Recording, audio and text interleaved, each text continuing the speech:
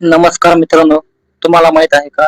वयाच्या अवघ्या 9व्या वर्षी डॉक्टर बाबासाहेब आंबेडकरांना भीषण जातीवादाचा सामना करावा लागला होता. वेटिंग फॉर व्हिसा या पुस्तकातील हा प्रसंग तुमचा गोष्ट चिमुरडे भीमराव 1904 आपल्या भावासह वडिलांना भेटायला कोरेगावला निघाले होते. मसूर स्टेशनवर जेव्हा त्यांनी सांगितले की ते महार आहेत, तेव्हा स्टेशन मास्तरचा चेहरा रागाने लाल झाला. गाडीवाल्यांनी त्यांना नेण्यास नकार दिला. अखेर दुप्पट पैसे देऊन त्यांनी प्रवास सुरू केला.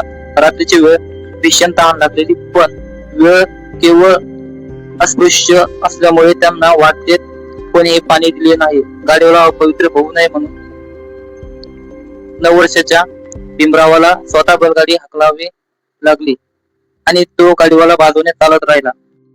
ज्या मुलाला साध्या बैलगाडीत बसू दिले नाही, त्याच भीमरावाने पुढे भारताचे संविधान लिहून प्रत्येक नागरिकाला सन्मानाने जगण्याचा अधिकार दिला.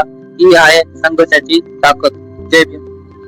व्हिडिओ आवडल्यास लाईक करा, चॅनलला सबस्क्राईब करा.